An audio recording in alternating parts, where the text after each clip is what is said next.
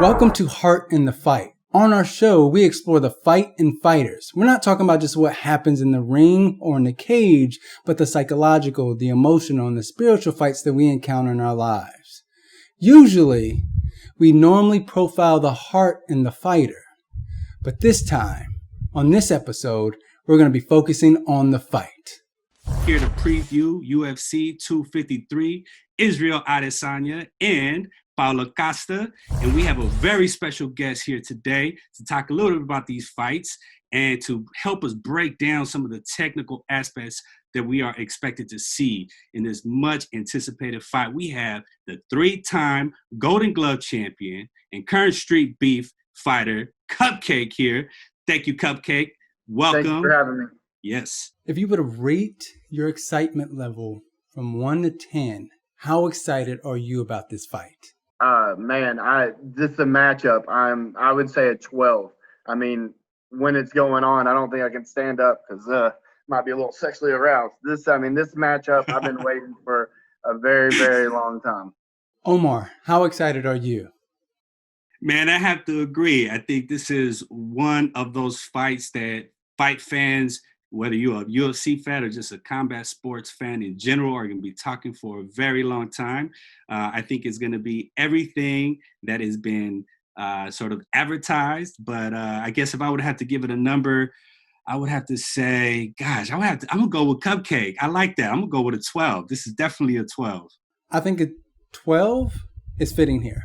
And for a number of reasons. One, it moves the middleweight division forward. Oftentimes, when you look back at the current trends and the certain patterns that are happening with champs, is that there's an injury that stalls the division or some kind of contract negotiation gone bad that doesn't move the division forward. And so they create new belts. And then you have all these other champions all in the same weight division. And so I'm glad that Adesanya has welcomed all these different challenges. He's taken on the top of the top, all these imposing fighters, and he's not afraid. And so I'm glad that he calls on these folks and so that we can have these fights, because what it does, it makes sure that we have a division that is flowing, right? A division that is moving and helping it generate new challengers who can compete for the title. Now, when we think about these two fighters, we know that they are primarily strikers. In their professional UFC careers, they have never attempted a takedown. And so we know that the fight is going to take place in striking. So as the three-time Golden Glove champ, I would love for you to help us understand striking on that level, right? And so we know that Adesanya comes from a kickboxing background, and we know that Costa takes a more traditional boxing approach to his striking. And so as someone like yourself who has the expertise, who has coached boxers, help us learn and understand the differences between kickboxing and boxing and how those two disciplines are adapted to MMA. Well, for UFC, I think this is such high level striking that you're going to get, especially in the middleweight division. I mean, when's the last time that we had a championship fight with both people undefeated? But I think Paulo Costa relies on aggressiveness and forward pressure and his hands. And I think that's going to be amazing for Israel's game plan, which he likes to counterpunch, use that. He's going to have an 8-inch reach advantage, so that's going to play into his factor. And you have a counterpuncher versus somebody that loves to come forward. And, that in itself is an amazing matchup, not even accounting how much they dislike each other.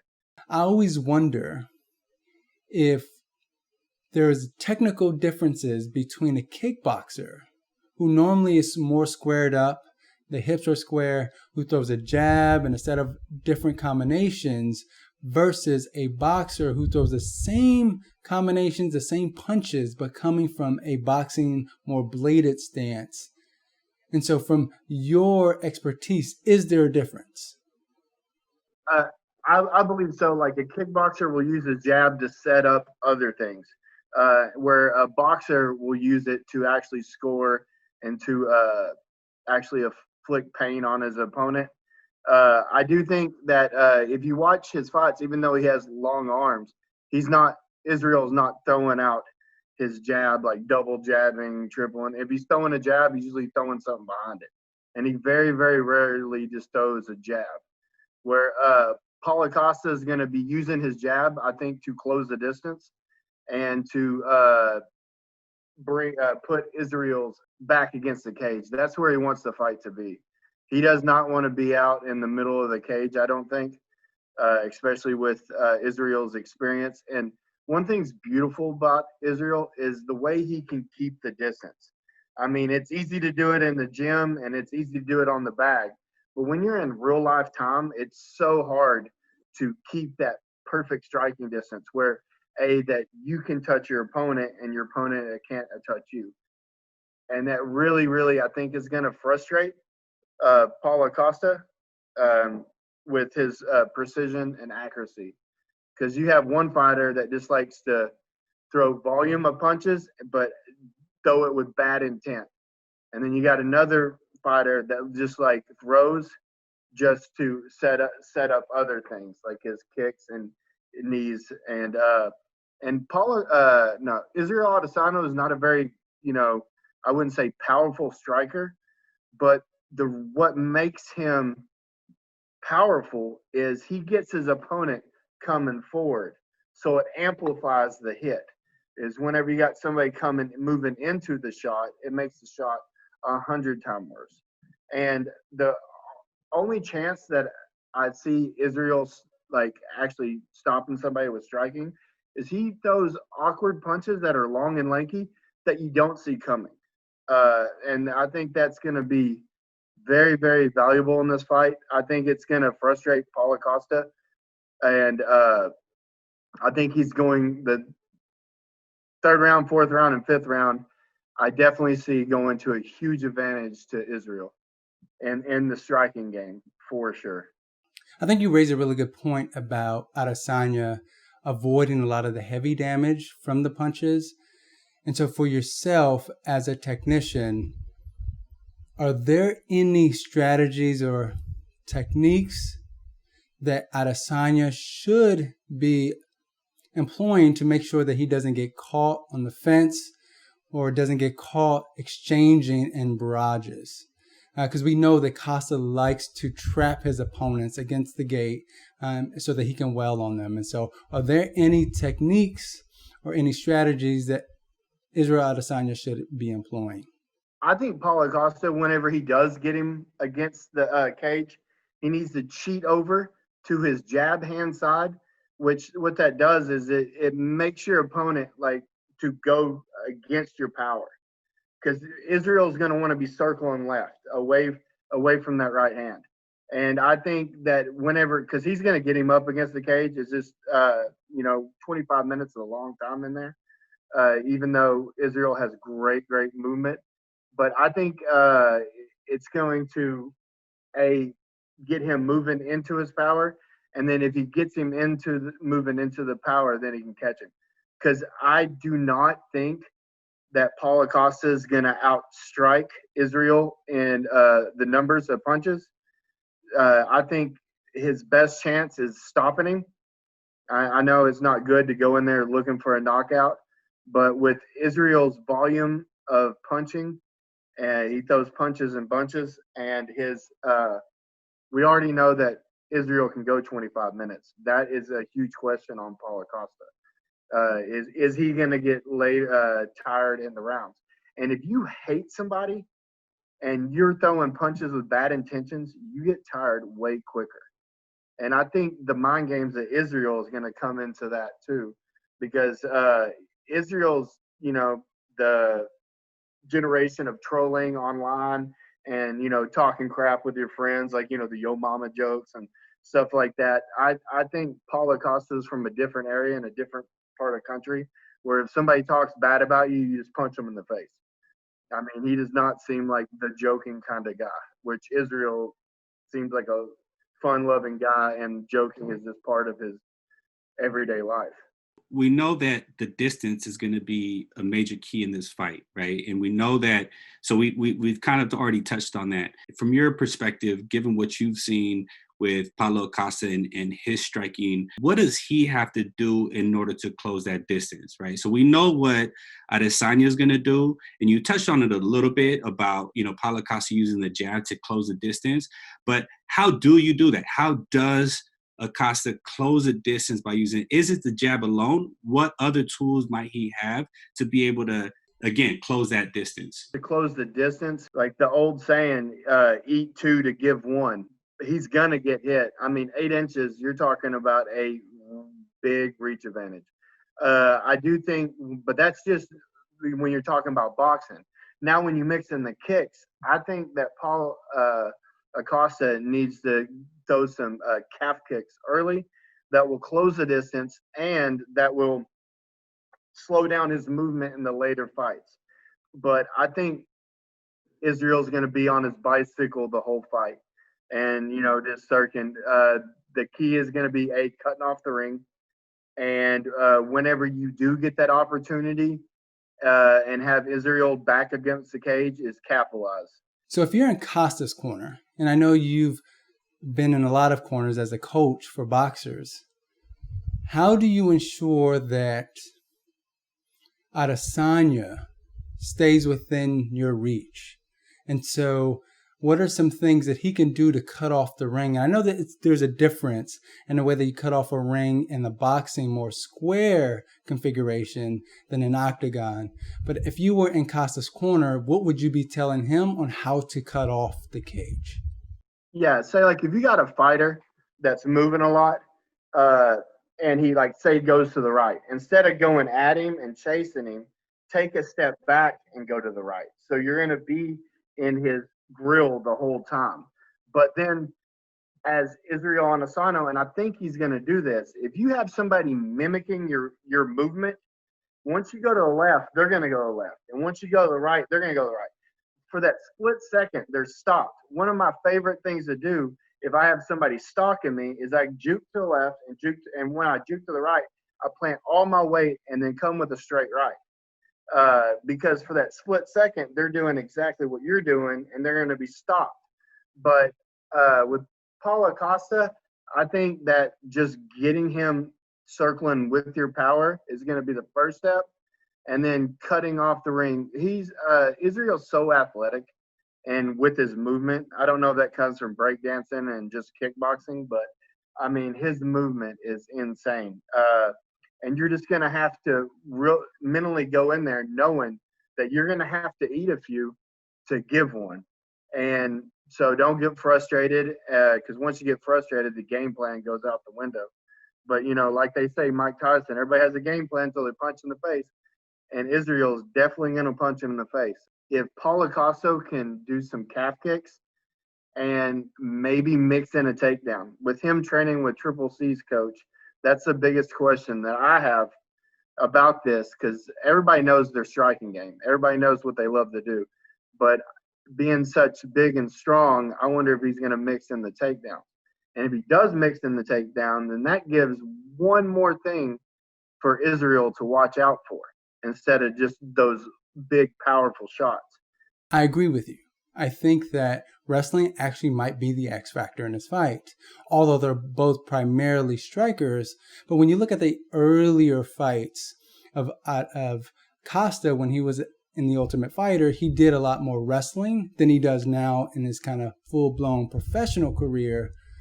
But I'm curious to know if he begins to do that and wrestle with Adesanya, who, in his own right, does really well in defense, right? He knows how to defend and stuff takedowns. You see that in his past fights.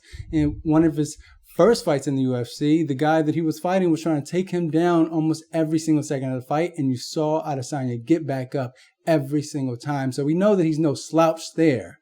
So I'm curious, what would happen if Costa does take that approach where he's taking Adesanya down?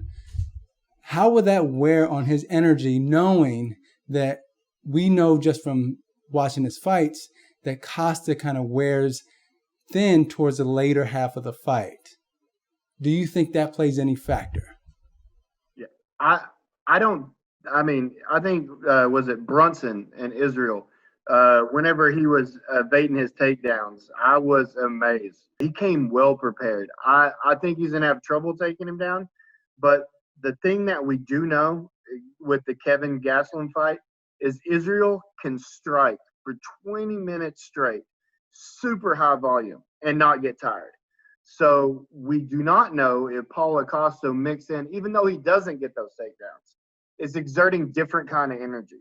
And that's the question. I think if he is going to try to get him tired, it's going to have to be him defending like a single leg up against the cage with a bigger and way more powerful person. Because what's beautiful about this fight is neither one of them have fought anybody like them.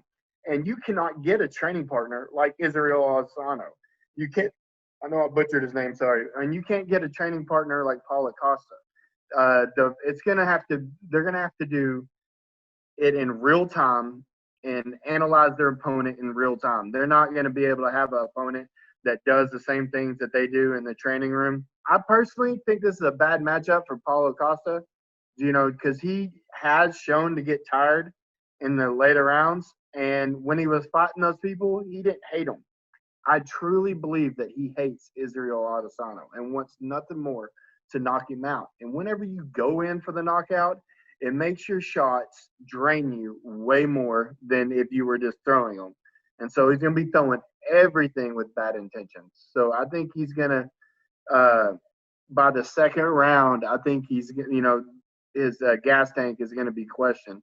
And I think Israel is going to test his gas tank and chin for sure. You've mentioned questions, right? Like there's going to be a lot of questions that are going to be answered in this fight. And I want to ask both of you, both Daniel and you, Cupcake, what are the most intriguing questions for you going into this fight? I think the biggest question for me, I mean, we all know what they're capable of doing with striking, is the gas tank of Paulo Costa in a 25-minute fight. I mean, that's the biggest variable of the unknown. And when I'm breaking down this fight, thinking about it, is he going to be the same person in the second round than he is in the fourth and fifth with that body type and how much energy he exerts by throwing every shot with bad intentions. I mean, he's wanting to break something every shot. He don't care if it's a jab, a left hook. He's trying to knock Israel out. And I think that that's going to play in Israel's favor, being a counter puncher. When you throw shots with bad intentions, it's usually telegraphed a little bit more than, say, if you're like smooth and just moving around. But I think the biggest unknown is the gas tank of Israel. And with this Corona stuff, I mean, does he have the same training partners as he did before? I mean, it has to be harder on the fighters, fighting through this pandemic than, say, it was in 2019 when you had like this guy coming in, that mimics Israel a little bit in this area, and then you got this guy, and then you don't have that at your fingertips like you did, say, like a year ago. What about for you, Daniel? What is the most intriguing question going into this fight? I think the largest question coming into this fight has to do with the gas tank, but not in the same way. For me, the question is around his weight cut. We know that Costa normally cuts down anywhere from 25, 35 pounds to 50 pounds. And we're talking about a guy who's already built. He is not some guy who's like a little overweight or soft on the ends. We're talking about a sculpt, really buff dude who has to lose like muscle into this fight. And so I know just from watching fights is that weight cutting has impacted the way that people perform. It has impacted people's endurance. It has impacted people's output. And so when I think about that factor alone, I wonder how much that's going to impact his performance going into this fight, because he's going to have to keep that up. Especially if you're chasing Adesanya around the ring, you're going to have to keep up your cardio. And if you've had to spend 1 week shedding up to 30 pounds, I just don't see how that doesn't impact you. And yes, I understand that he's young and has worked for him in the past, but that's not always the case. Sometimes your body shuts it down. Your body says, you know what? Enough is enough. You've cut way too much weight. You've put me at a very dangerous point, and I can't operate like this. And so I'm not going to allow you to overexert my resources, my faculties, so that you can perform at this high level. And so as a boxer, someone who's had this experience with weight cutting, and I know that in boxing is different. I mean, it's a small problem in boxing, but it's a much larger boxing in MMA. But can you tell us a little bit about how weight cutting, especially a significant amount of weight cutting, impacts your performance in a fight? Okay, everybody knows that it impacts you with your endurance for sure.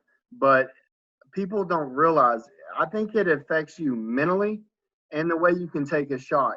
And I think in 100 years, they're going to look back like we were freaking idiots about, cutting weight and fighting, because head trauma.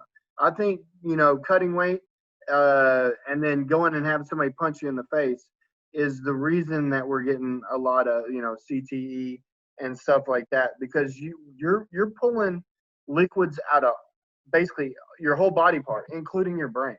And so you don't recover as fast. And then, the UFC made it where, ASADA, you can't do IVs. So you can't hydrate like you want to. Now, I am guilty of that. I hurt myself cutting weight for one of the Golden Gloves. I split like my calf in two, but honestly, I was stupid. I cut like 15 to 17 pounds and did the same day fight. So I weighed in at 12 and then fought at like 7 o'clock that night, in which even though in my head I was like, oh, I'm drinking, electrolytes, Pedialyte, and coconut water, but I didn't absorb it quick enough. And it's something that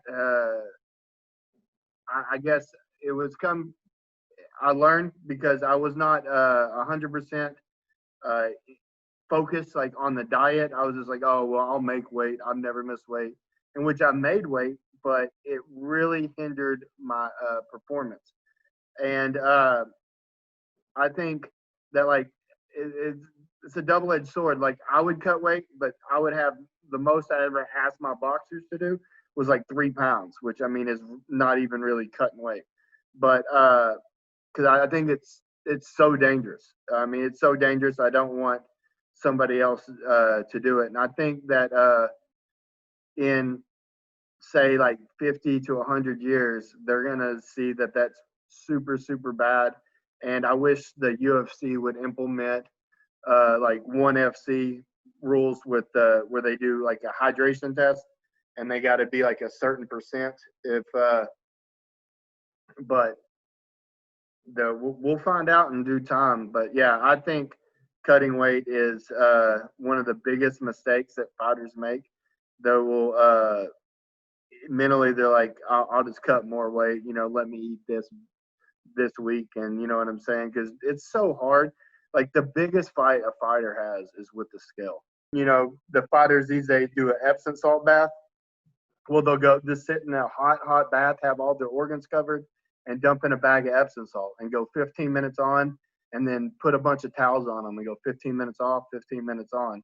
Either way you do it, you're draining your body. I don't care if you're in a sauna or doing a hot bath. You're pulling electrolytes and liquid out of your body.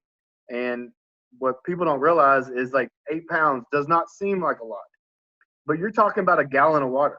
A gallon of water weighs 8.4 pounds or something like that. So if you have a gallon of water that looks a lot, that's being sucked out of your body for every 8 pounds. That is not healthy. And that's one thing about fighting I wish they'd get away with. And I was guilty of it in my past. I wanted to be the bigger guy. I was huge for 201. But I mean, I would cut from 215, and that was doing the same day because Golden Gloves, you weigh in that afternoon and you fight that afternoon. So there's really not a big hydration period. Say like in MMA, you weigh in that night, you weigh in that Friday, and you fight Saturday, which gives you a decent amount of time to rehydrate, but you don't fully put those liquids back in your body. What are some other numbers that stand out to y'all when y'all look at this fight? So we know that Costa is cutting a lot of weight, and we'll see how that plays out in the fight. But there are a lot of other intriguing numbers about this fight when you look at the breakdown, the statistics, both the in-the-ring statistics and the out-of-ring, some of the intangibles. What are some of the numbers that stand out to you all from looking at this fight? Outline them, and I would love to have your input on this, Omar. One, Israel Adesanya 6'4", Costa 6'1", and so there's a 3-inch height difference between the two. And then you have the reach advantage, right? 8 inches. Costa has a 92% finishing rate. That means most of the people he comes in the ring with don't walk out. Adesanya lands roughly around 4 strikes per minute. Costa lands roughly 9 strikes per minute. And so we know that there's more output coming out of Costa. Not only that, is that Costa takes around 7 punches per minute, where on the average in the UFC is 3. Although he's dishing out a lot of punishment, he's also taking punishment in return. Costa's average fight time is 7 minutes. Adesanya is 15 minutes. And so we have double the amount of time in the ring with Adesanya. And then the last thing I think we should consider is that Adesanya has a lot more experience fighting. He's had 80 fights kickboxing, and then he had 6 fights boxing. And so we're looking at a guy who is probably in his 100th fight versus another guy who's probably had 20 fights compared to a guy who had 100 fights. And so the experience is so different. So I'm curious, out of all those statistics that I named, which one of those stand out to you and why? I think the experience. Being in there 80 kickboxing fights, I mean, he's going to be able to keep his nerves down, where I think Paulo Costa is, I mean, even though he's been in there a bunch, if you think, 5 fights, that's 35 minutes you've been in the ring. Where Paulo Costa, Israel Adesanya, you said 15 minutes, and then you're saying something like 80 fights. I mean, the man's been in there so much more. I think he's going to feel more comfortable. And I think that's going to play into Israel's favor is the experience level. For me, I'm like curious about Adesanya's chin, right? We know that he's been rocked, and particularly in the Gastelum fight, right? We know that he was rocked a couple of times in that fight. And then he went on to win his other fights pretty decisively, minimizing some of the damage, right? He didn't really take a whole lot of damage. But when you could take into consideration that this is going to be Israel's almost 100th fight, like you have, and he's not like the younger fighter now, right? He's in his 30s. I think for me going into this fight, and when you look at the numbers, I think the record, the amount of fights and the amount of damage that each of these fighters have taken is certainly something that I'm thinking about, right? So I'm wondering how Adesanya's chin is going to hold up in this fight, given how many strikes Costa lands per minute. It is quite likely that he's going to touch Adesanya. Quite likely. So how will he respond when he gets touched by him? I mean, I think when I look at Gastelum and Costa as power punchers, you gotta believe that Costa packs a little bit more power in his punches, and so that's gonna be an interesting thing to watch, to see how Adesanya responds to that power. When I think also about those numbers, I think about Adesanya's base, right? So when we look at kickboxing and the way that they avoid punches because of kicks, right? Because boxers normally, when they're avoiding punches, I know Cupcake, correct me if I'm wrong, but a lot of it has to do with slipping, right? So you're slipping and you're also kind of rolling. Where in kickboxing, it's really difficult to do that because of kicks, right? And so you can't slip to one side because a kick might come. Or you can't kind of roll under because a knee might come. And so what kickboxers normally do is they lean back, right? And so they normally lean back to avoid punches. And you can see a lot of the kickboxing matches, they're on the rope leaning. They're leaning to avoid a lot of these kicks. And so when you look at the Robert Whittaker fight, you see him leaning, right, to avoid a lot of the barrages that Whittaker was throwing. And so that's how he actually clipped Whittaker, was that he leaned to another side and then threw a couple counters. And so I think when I look at that, his kickboxing experience will, to me, I think that is an advantage coming into this fight because he's learned how to counter while he's leaning, right? Mm-hmm. And you have someone who's going to force you to lean. He's going to force you not only to evade by running, like to run out or to circle out, but he's going to force you to stand and bang with him. And I think Adesanya might have an advantage by leaning away from some of those punches and catching him on his way in with some of those counters. And so I know that we've talked a lot about the technical aspect of this fight. And so I want to do something a little different. This part of the segment is going to be less about the technical aspect, but more about who they are as a person and what you know about them. Right. And so we call this situational pick. And so if you had a choice between having Adesanya or Costa at any particular situation, who would you choose? And so I'm going to allow you to interpret the situation for yourself. Tell us who you would pick and then why. What is the rationale? So the first one, if you were at a party, who would you pick to be your road dog? Would you have Adesanya or Costa? And I'll start with you, Cupcake. Let me know. I think Israel, because Costa would be stealing all the girls with it because he looks like Ricky Martin. I would like Israel. You know what I'm saying? Because I don't want to be the really ugly friend. You know what I'm saying? Like, you know, he's cute, but you know. So I think I'd choose Israel, and he seems like a funner person to be around. You know what I'm saying? Paulo Costa seems too serious. Okay, how about you, Omar? I would have to agree. I think for all the reasons Cupcake said, in addition to the fact that Adesanya's a dancer, man. He got some dance moves, and I just want to be that guy's friend. I want to be the guy who is like cutting up the rug and getting the party turned up. I mean, he's likely to make some friends that, you know, he didn't know going into the party, and that actually might serve us in the long run. So for sure, Adesanya. All right. So situation number 2, if you were at a bar, who would you pick? Cupcake? Are we talking about like a bar fight? Just a bar. You interpret it the way your bar experiences have been? Yeah, I've had a few. I would say Paulo Costa because you want that serious guy. He looks, even though he looks like Ricky Martin, he looks like a pit bull. You don't want to be with the guy because Israel, like I was saying on our podcast, he don't look like a fighter. Which what does a fighter look like? But Paulo Costa looks like a fighter. So I think I would pick with Paulo Costa on that one.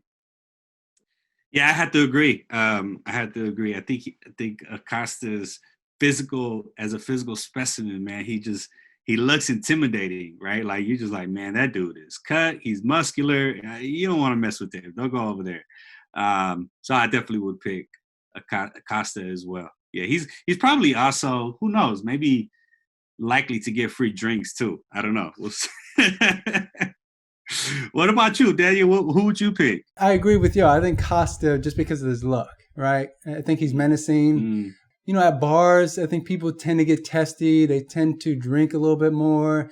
And so I just think that if you have a big hokey guy like him, you might, I mean, people probably will test you a little bit, but if they see you with him, I think they don't want that kind of problem. And so for them, they're just going to bow out.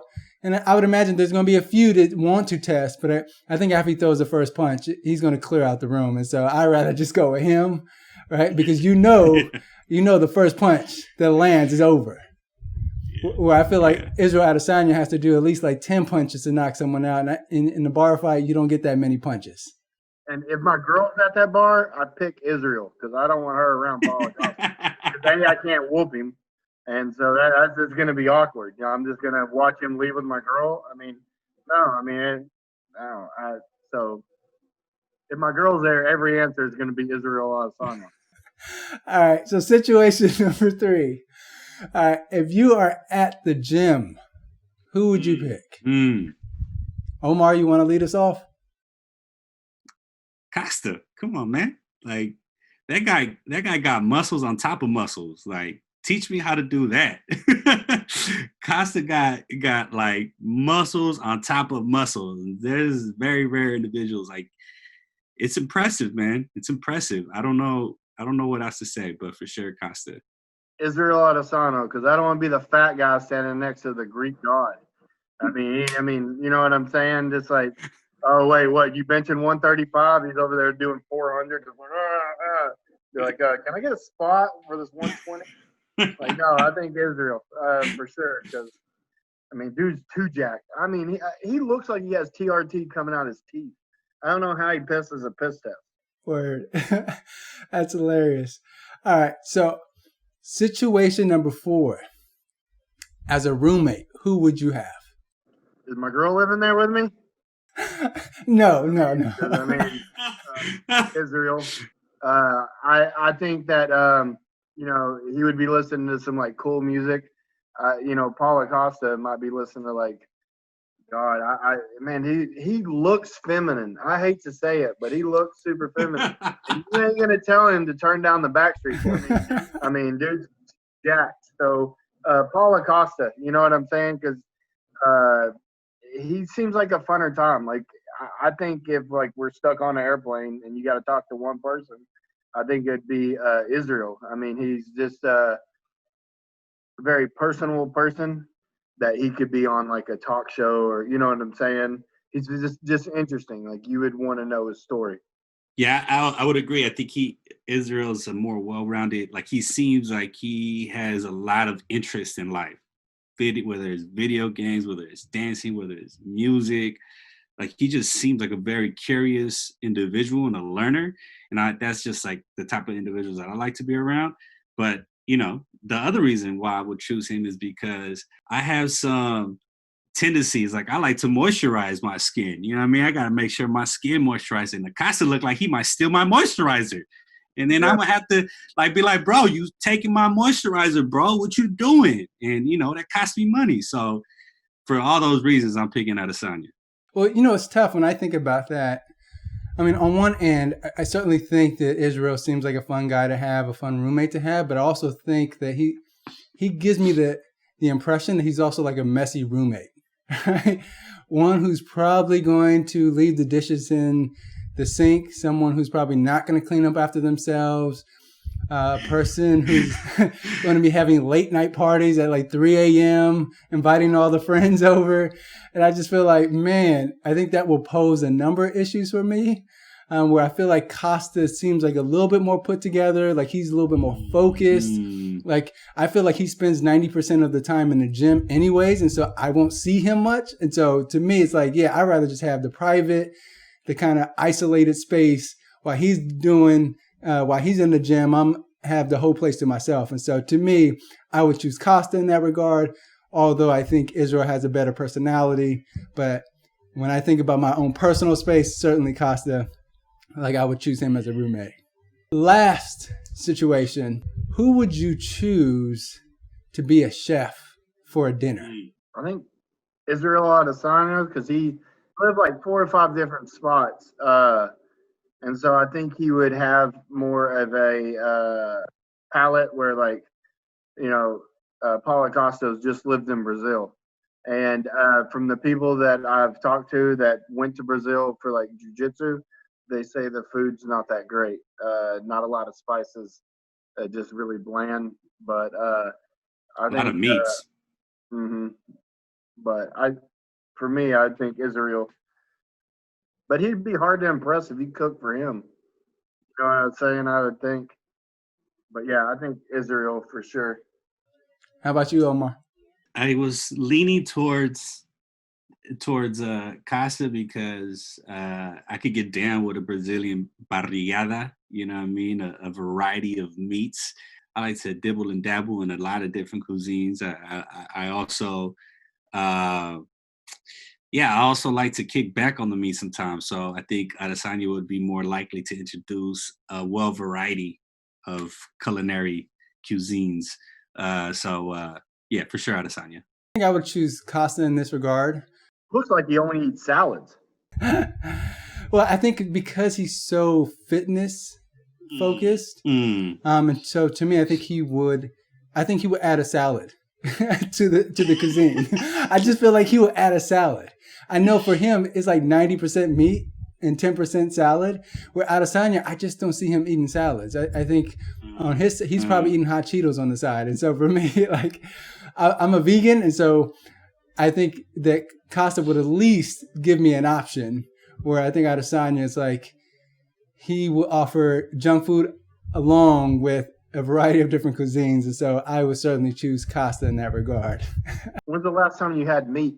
The last time I had meat, it's been over 10 years. I can't remember the exact, but it's been over 10 years.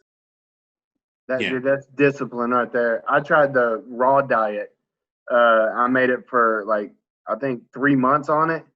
But, living in Arkansas, there's this, you had to make it at home because everywhere you go, there's meat. But no, energy level was crazy on the raw diet. But no, hats off to you. That's dedication, my friend. I've known Daniel for 7, almost 8 years, and I've never seen him touch it. You don't get drunk and eat like a cheeseburger? Because they say vegans, like 80% of them, when they get drunk, where are you getting your stats from? They'll say they're medium. That's funny. No. But the funny thing about that is that cravings do come once in a while, like once in a blue moon. And the craving I get is a burger. But I think vegan options have become so good that it's hard now. It's like hard to tell the difference. Not in Arkansas. Not in Arkansas. Maybe in California. Yeah, Los Angeles has a lot of options. And I've traveled in the South, and oh man, it's really difficult to get options there. So I know I've traveled throughout the South, so I know. But yeah, Los Angeles makes it easier to be vegan. A lot of the major cities make it easier to be vegan, but you'll be surprised. Like there's a lot of countries outside of the U.S. who have a heavy plant-based diet, and so I think we're starting to see a turn, right? People are really considering plant-based diets, even in the South. And so we'll see in 10 years to see if Southerners will have more vegan options, but we'll see. And then we can talk about it later. I appreciate the situational picks. Hopefully that was fun. Forced you to think about the fighters differently. Something different. Sure. And also forced you to think about the fight differently as well. So if you had to choose, if you had to put all the money on the line, who would you go with and why? Man, for me, I think I would have to, if I was a betting man, I would go Israel Adesanya with by decision. I think Paulo Costa is going to fade, and I think the 3rd and 4th and 5th round is going to go to Israel. And according to the way the judges think these days, some of them don't think, but how the fight happens in the later rounds play a bigger factor in their decision. So some of the refs, I think, judges judge it like a pride fight back in the day, where like if you got your butt kicked at the beginning of the fight, but then you were kicking his butt at the end of the fight, that plays a bigger factor. What I think Israel by decision. I'll throw a curveball here. I feel like we're gonna end up seeing a like Nate Diaz, Conor McGregor 1 situation where Costa's gonna come out guns blazing, and he's gonna do fine. It's gonna look real close in the beginning. Adesanya is gonna somehow survive that, and then probably like in the 3rd or even in the 4th, we're gonna see a rear naked choke by Adesanya. Going with you're a wrestler. Oh wow. You a wrestler now, exactly. So Adesanya by rear naked choke in the 3rd. That's what I'm going Interesting. I don't think he's going to go to the judges' scorecards. I actually think the fight's going to stop. And I think he's going to stop either the 3rd or 4th round. but I would choose Adesanya with a counter punch. I think he's going to catch Costa with some jabs, and he's going to counter him going in, rushing in, and he's going to drop him. And I think he's going to win by ground and pound. So we all have Israel winning. In very different fashions. Exactly. It's interesting. So Vegas has Adesanya as the favorite, 165, minus 165, Acosta plus 135. Yeah. So Vegas is thinking the same thing. But it's not a huge difference. It's very close. Yeah, it's really close to pick 'em. I do think if they were in a smaller cage, that the betting odds would be about pick 'em. But since they're in a bigger cage, I think that plays to Israel's game plan, and I think those odds are correct. I think anybody would be stupid to do 2-1 on this fight. Well, we certainly appreciate the time. We appreciate your expert analysis on the fight, on the breakdown. Hopefully viewers can see this and they can gain some knowledge from what was said on our show. Thank you again, Cupcake. We appreciate. Thank y'all, guys. Absolutely. Thank you, brother. Thank you for tuning in to the show. Hopefully you were able to pick up some things on our breakdown, and so that you can watch the fight differently when it happens live. If you like what you heard, like what you saw, please subscribe to the channel. And if you have some pocket change, send it our way on our Patreon page. Until then, dig deep and double down on your commitments to your life.